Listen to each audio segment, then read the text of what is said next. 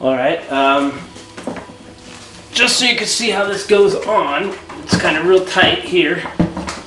Goes on just like the regular tank. You have these notches there. They go right over the factory rubber mounting brackets. It pushes forward. It's a little stiff. That's alright. And that just pushes forward. Sits on the bike like that. Take the factory mounting piece for the tank. That just goes right in here where it came off from the factory tank. And then I'm going to go ahead and put the L brackets on here. That's kind of tedious. You don't need to see all that. So I'm going to go ahead and do that.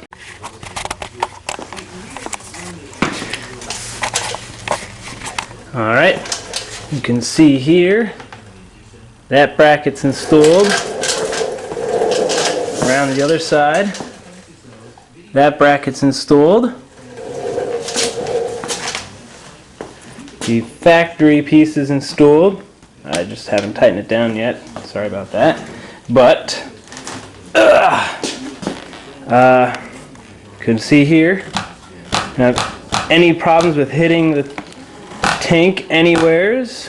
Full steering clearance, which is nice. One of the big things about these larger tanks is sometimes they can interact with the steering, and that's just not good. So, also, the 650 petcock, you can see here, this is the factory attachment, lines up pretty well. There's plenty of clearance back here to get my fingers behind the petcock without hitting the motor. So we have no clearance issues. You can see a little better maybe here. No clearance issues with the motor. All together, I'm pretty satisfied with the way it fits. If I later on, when see here's the bike will move around. If I just grab the tank, nice and sturdy. When I put the seat on and take it out for a ride, I'll let you know how it feels between the leg and how the seat and everything fits. Till then. Okay, so here is my XR650L after the rebuild. You will notice the aftermarket IMS tank that was shown before. This is what it looks like installed with the body panels. Fits fairly nice. I'm happy with it overall, the way that it fits. You'll notice it's relatively thin, so it doesn't feel awkward between your legs. The seat fits fairly good on there. The body panels match up nice. A couple other things I've done to this bike are, you can see a full FMS exhaust.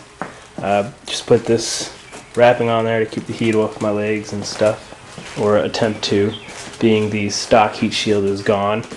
Seems to work fairly good. I took the bike out for a cruise for some test runs.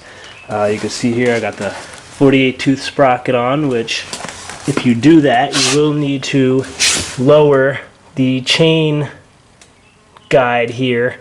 In the stock position it will hit the sprocket, the bigger sprocket, so just make a bracket to bring it down. I'll try to show you the bracket a little better.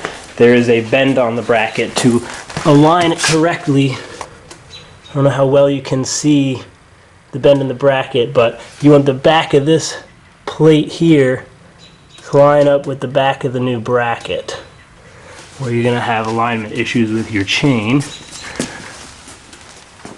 This is basically a complete rebuild of the motor due to the strip ding.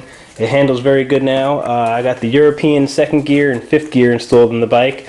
At fifth gear now, with the lower gear and the taller sprocket, it runs maybe 100 RPM or 200 RPM above what it used to. It's 65 miles an hour.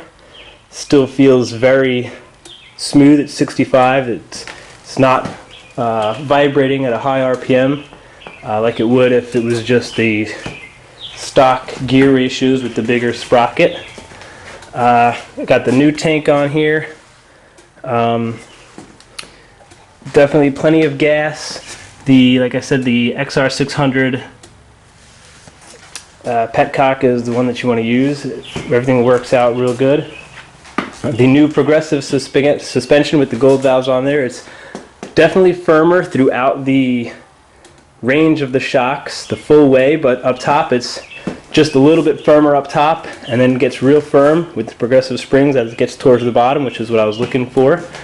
That way you have a little bit of comfort for on-road to handle the little bumps and whatnot of the main road, and you get the firmer progressive suspension at the end there to handle the off-road craziness we are doing.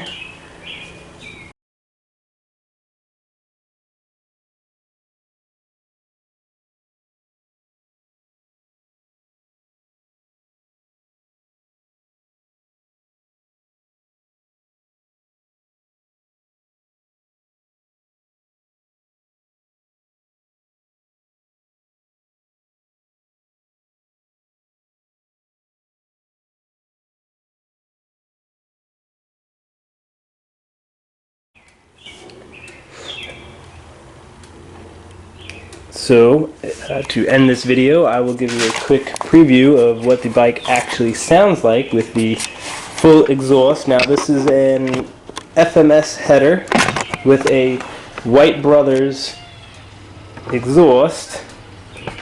So, let you hear what it sounds like.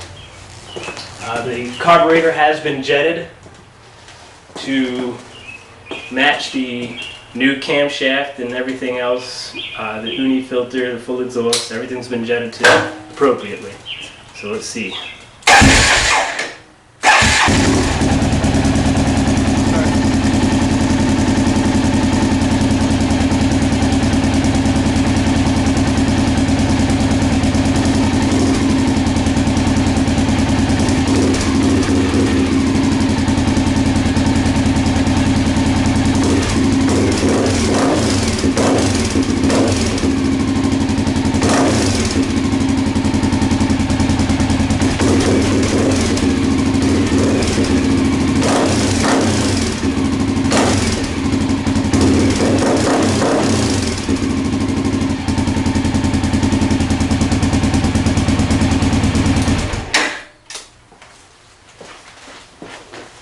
Don't want to go too crazy on the res, even though it is warmed up. I just took it for a ride not too long ago. But that's it for my review on my XR650L. Thanks for watching the videos.